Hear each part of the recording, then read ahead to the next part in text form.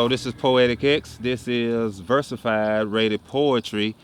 The inspiration behind Versified rated poetry has been to bring poets, spoken word artists together, writers, authors, introduce them into a poetry integrated network where they can be introduced to opportunities and take advantage of those opportunities. I've always wanted to see poets come together in Shreveport and abroad and collaborate more.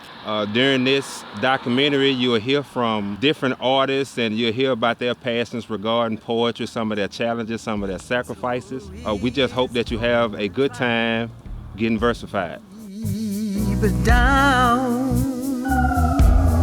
Deep down, I've been unlearning what it means to be a human being. Poetry really makes you think a lot deeper than like if you read in a book and a person just spells it out. I would describe finding peace in poetry as people finding that inner person, being at peace within the inner man. And I think poetry speaks to that because it's from the heart. It comes from the inner being and it's pushed out. I feel like poetry can be used to kind of deal with psychosis or mental illness just by personifying those feelings. You know what I'm saying? Finding the language to be able to communicate with someone how we're feeling. You know what I'm saying? Because if we are not able to communicate, how are we able to get help? In the Mirror with a TED Talk in the back entitled The Beauty of a Misfit. Of course, it caught my eye being that I was basically homeless, suicidal, just getting off the 10th floor, feeling the loneliest I felt since my grandmother died. I literally have no one. So, there I am, in the mirror, still in my hospital attire with my $7 Family Dollar underwear, which just so happened to be extremely undesirable with its off-brand jungle imprint that screamed 8-year-old in the mirror. Yeah, touching my body, thinking, here I am. Feeling like an embryo in the egg still. How dare I assume what an embryo in an egg still feels like? Well, I feel so alone, deserted, defeated, crumbled, gum stuck on the bottom of a shoe, left in the park. I feel extremely defeated, running on E. Fighting for my life as the TED Talk plays in the background. I can't help but to break down in the spot I was so confidently standing in, thinking to myself, why? Why? Why did I have to ask God to make me this uncomfortable knowing that I couldn't handle it? Why? I hate myself so much right now. My chest is heavy. My body is weak. I feel hopeless and low. I feel unheard, unloved, uncared for. And yet the moment I speak up about it, it seems to fall on deaf ears. People want me to shut up about my struggle. They want me to get over it. They want me to suck it up and go through the emotions, not go through the emotions of my emotions and bottle it up and not feel it and throw away the key like they've been taught. They don't want to hear it, see it, feel it, or empathize with it, so I don't open my mouth at all.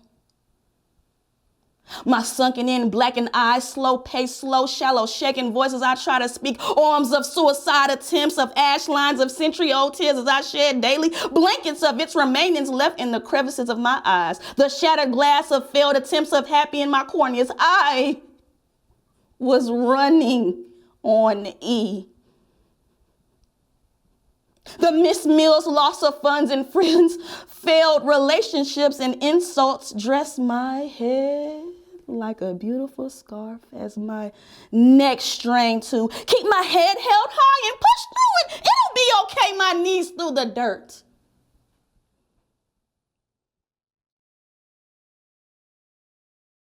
Taking all what's inside of you and bringing it out and putting pen to paper, that helps to clear the mind, release the soul, and just to cure you from all the hurt and the pain. It's just a medicine, a written form of medicine.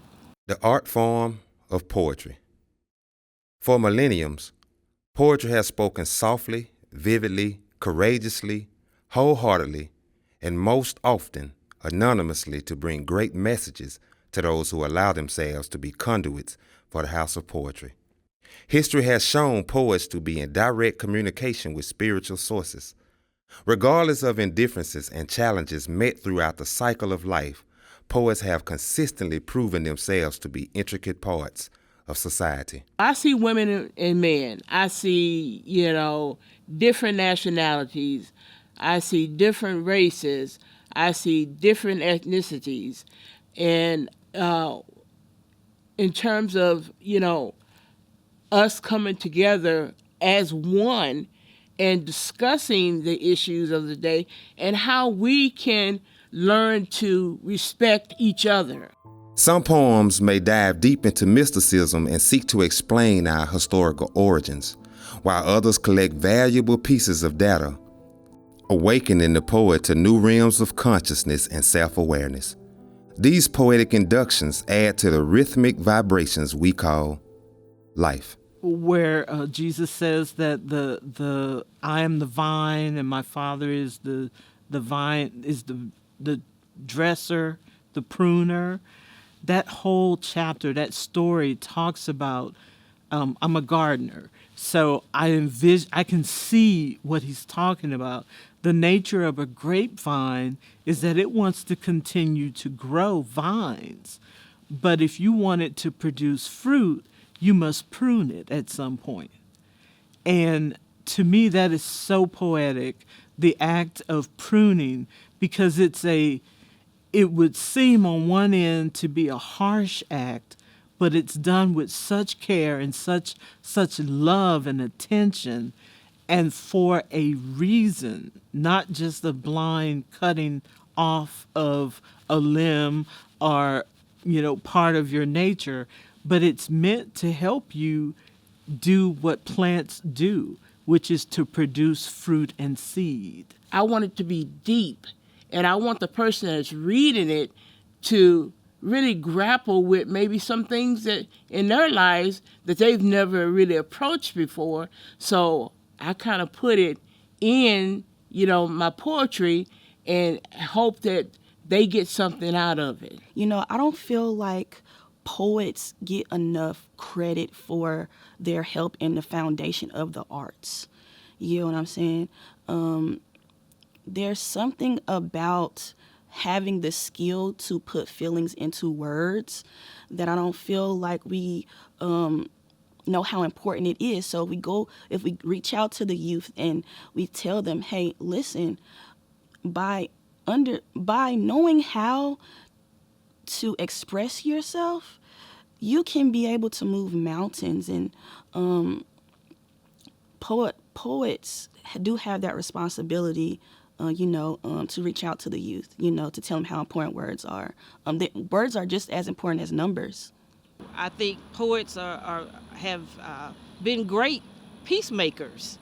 I would describe finding peace in poetry as people finding that inner person, being at peace within the inner man.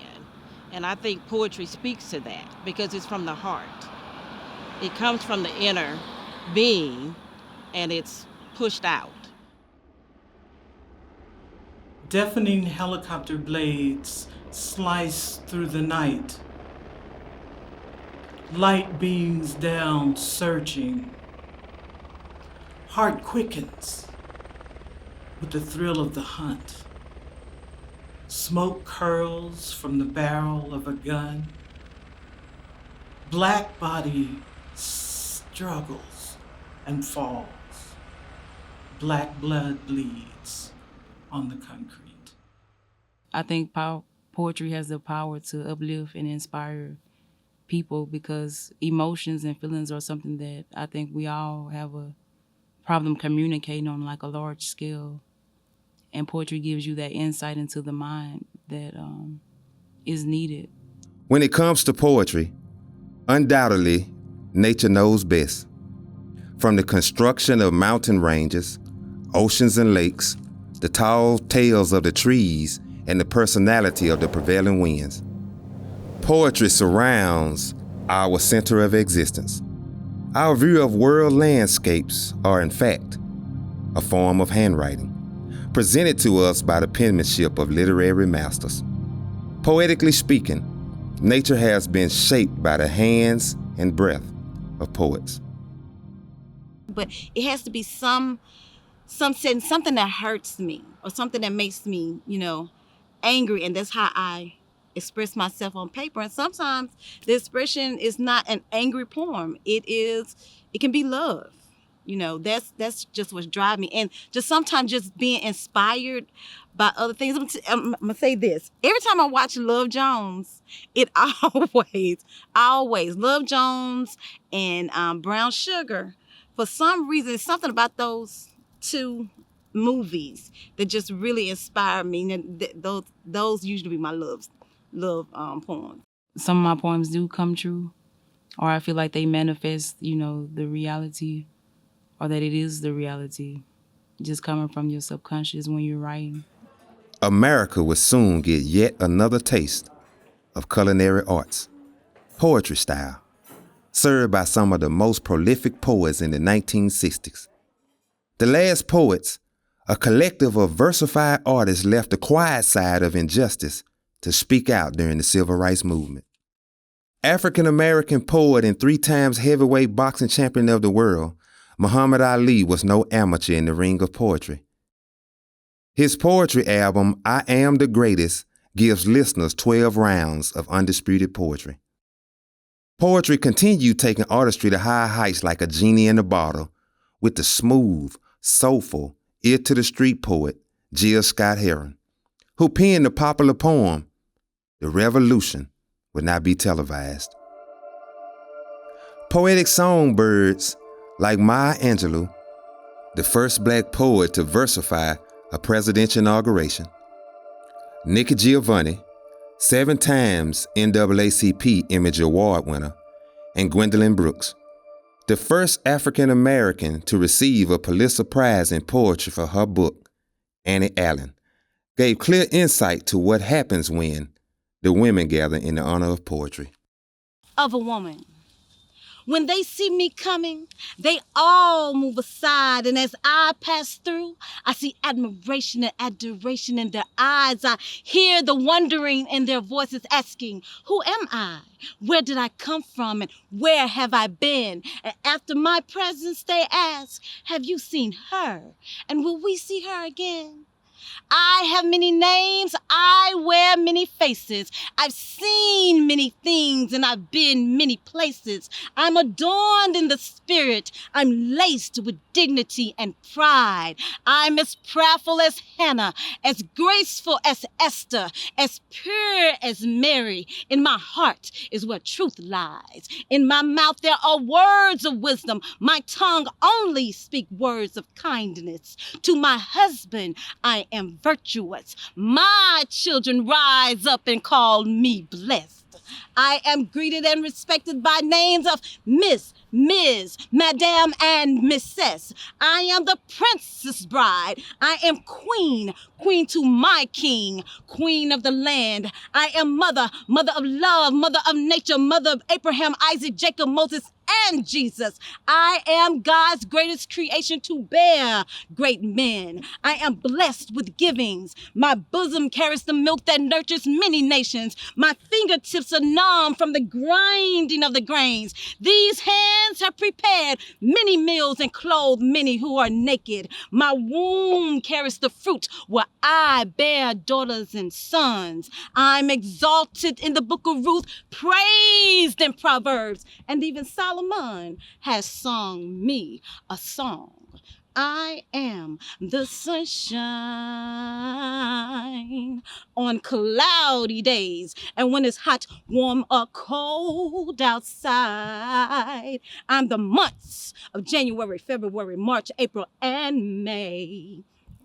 June, July, August, September, October, November, and December. I'm always in your thoughts, never forgotten, always remember. I am the mother of the civil rights movement. I am the queen of soul. I'm the other half of man that make man whole. I'm young, I'm old, I'm wise, I'm bold. I'm always right, never wrong, or so I'm told. Many call me beautiful, yet I'm not vain. Though they adorn my feet with rose petals, it's to God I give the highest praise. I am highly favored, yet I'm not deceitful. Nikki says I'm ego tripping, but Maya says I'm phenomenal. I'm full of respect, therefore I respect full. I will never be disrespected because I'm respectable. Many have tried to belittle me, beat me, and break me, but I am unbreakable. I am far more precious than rubies, far more valuable than diamonds or gold. Oh, I wear the finest of garments, but not of satin or silk, but strength and honor are how I'm clothed. Men, children, there's something I want you to know. That when you're weak, I'm strong. And when you slip, I'm your backbone. I've been many places. I've seen many things. I wear many faces. And I have many, many names.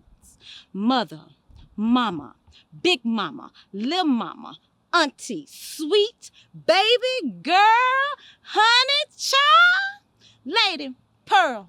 I'm a strong, loving, caring, understanding one. I'm black, white, Middle Eastern, Native American, Indian, Asian, African. I've been in this world since time began. Placed my mark in stone and sand. Became a mother to a motherless child. Sailed on the Nile. And yes, I even slept in the Garden of Eden for a little while. You see, in the beginning, God created an image of him and called him man and named him Adam. And as Adam slept, I was created, flesh of his flesh, bones of his bones. And when Adam awakened, he took one look at me, named me Eve, and called me woman of a woman. Every moment of our lives are stranded together by bits and pieces of poetry. The Bible begins with a very poetic introduction seen in Genesis chapter 1, verse 1 through 3. In the beginning, the earth was dark and void and without form, and darkness was upon the face of the deep. And the Spirit of God moved upon the face of the waters and said, "Let there be light."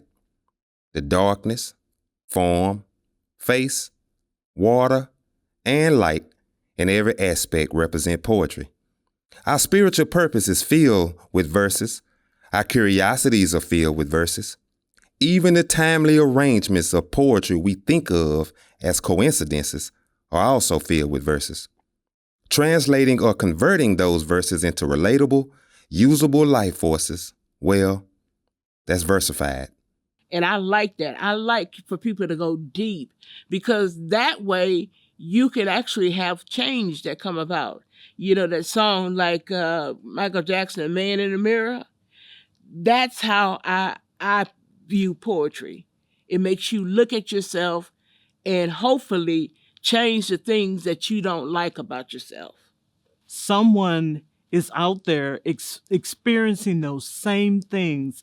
And when they hear it, they make that deep, visceral connection. And that's what poetry is. William Shakespeare, as controversial as his writings are, showcases his mastery in being versified. Phyllis Wheatley, who began versifying at the age of 11 and went on to become America's documented first American poet, certainly stamped her poetry of approval into American literature, also having a ship named after her. Poet William Wordsworth described the quest of a poet as such. The poet is a man speaking to men, a man, it is true, imbued with more lively sensibility, more enthusiasm and tenderness, who has a greater knowledge of human nature and a more comprehensive soul than are supposed to be common among mankind. A man pleased with his own passions and volitions, and who rejoices more than other men in the spirit of life that is in him, delighting to contemplate similar volitions and passions as manifested in the goings-on of the universe, and habitually impelled to create them where he does not find them. Well, I was curious on that Sunday. Uncle Flooney preached as if it was his last sermon. After 2 hours of preaching, Uncle Flooney brought it back around. Humpty Dumpty never should have been on that wall. It's like us. We straddle the fence trying to see what our neighbors have. When Humpty fell, he broke. We often fall in our walk with God and become broken. Humpty was looking to others to piece him back together. We look at friends, neighbors, anyone to help us to get our life back right. You see, Humpty Dumpty in all his brokenness needed King Jesus to make him whole again. And we are the same. Only Jesus can make us whole again. I finally got it. The doors of the church were open, and I was the first one to hop out of my seat. I wanted to be made whole, and I knew I was in the right place for it to happen. Speaking towards the poet's mind, Poet Tennyson had this to say: "Vex not thou the poet's mind with thy shallow wit. Vex not thou the poet's mind, for thou cannot fathom it. Clear and bright it should be ever, flowing like a crystal river, bright as light and clear as wind. Dark-browed sophists, come not anear. All this place is holy ground. Hollow smile and frozen sneer, come not here." What inspired me to begin Versified started with seeing the grievances that poets or artists would have at times where if they were involved in, different events or competitions, and they wouldn't recognize the way that they wanted to, and they would come to me and speak about, the way that they felt. So I felt that it had to be something to put forth that where their stories could actually be heard more. I feel that the world is very much in need of poetry right now because the psyche has always been a challenge for humanity to understand. And that has been the one area, the one space for me as a poet that has given me clarity. You're only as best as your ability to develop a photo. And poetry gives us clarity once we concentrate. And I look at it as the only time that you're actually alive is when you're focused on a subject. And with poetry, you can document very well what you're paying attention to when you're focused. The warm campfires lit by the poet's burning desires still signal our senses. It is a common direction of evolution for personalities to express themselves in the form of poetry. Poets such as Emily Dickinson, Edgar Allan Poe, and Longfellow evolved in time through poems that represented strong emotion and observation. When it comes to conveying emotions through close observation, the beatnik poets or the beat generation gave self-expression a new stage to take poetry further into mainstream America. Capturing the history of poetry is very important to relate its significance as a universal language. The formation of literature has sought to tell us esoteric information to enlighten the senses.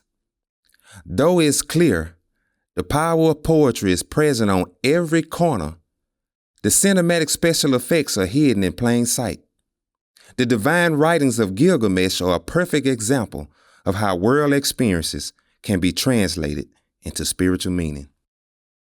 The Harlem Renaissance, another genius and innovative time marked in the halls of poetry, gave rise to brave new voices. Poets such as Zora Neale Hurston and Langston Hughes, whose poems can be considered beacons of light for the African American community, whose dreams may have been deferred, but lived the wildest dreams nonetheless. On forward. Russell Simmons' Deaf Poetry Jam became a main stage for poets and spoken word artists in the 1990s. The new wave of cultivated poets assisted in the crafted creations of open mics, where a new league of poets developed. The national recognition of poets and poetry could in no way be ignored. Federal initiatives made by the National Endowment of the Arts have helped to ensure poets have positioning in their respective cities and states as poet laureates with the help of elected officials and art agencies. 46 states, including the great state of Louisiana, have joined the movement. By the year 2023, Shreveport, Louisiana has appointed 3 poet laureates. So in 2014, I sponsored the legislation to create the Caddo Parish Poet Laureate. I believe it was passed unanimously by the commission. And we've always wanted to be first. And we were the first parish in the state of Louisiana to create a poet laureate for a parish. Speak Poetry Fest recognizes the many contributions of Shreveport's rustic poet, which the Poet of the Year Award was created. Every year, Speak Poetry Fest gives out the Ephraim Tyler Award to a poet who has shown themselves to be dedicated and consistent in the field of poetry. The actively involved youth of the 21st century are very animated, dedicated, and determined in demonstrating their versified abilities. National Youth Poet Laureate Amanda Gorman followed in the shoes of Maya Angelou with poetic excellency, becoming the youngest inaugural poet in U.S. history when she delivered her poem, The Hill We Climb, January the 20th, 2021. I see it evolving to be a larger part of the arts community, the poetry community. There have been little coffee house meetings and, it's kind of been its own little niche, but I see it growing, especially, coming into this 10th year, that it's just going to blow up. It's going to take off. You'd be surprised that what you express in your work is actually something that someone else needs to hear. Youth poetry initiatives such as Poetry Out Loud recitations provide a national platform for youth to select from a diverse poetry database and compete for prizes and national recognition in Washington, D.C. Taking poetry to a grander scale has been the recent recognition of poets and poetry spoken word artists by the Recording Academy. The Grammys gave their first award in the category of poetry spoken word. The Best Spoken Word Poetry album was awarded to Jay Ivey for his album, The Poet Who Sat by the Door, in 2023. There's a new movement in poetry now known as the Poetic Renaissance. Trailblazing poets such as Lauren Doriana, Atlanta, Georgia, Moody Black, South Carolina, King Shakur, Dallas, Texas, Harold Green, Chicago, Sekou, Seven, Houston, Texas, and Poetic X, to name a few, are constantly presenting the art of poetry, whether by grassroots movements, workshops, educational programs, public works, recordings, and poetry fests. Poets and their poetic expressions are what keeps societies versified. Rated poetry.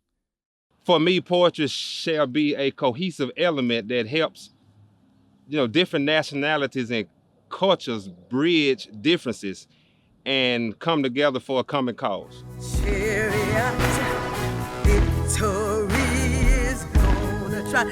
I know I ride the chariot from hell to glory.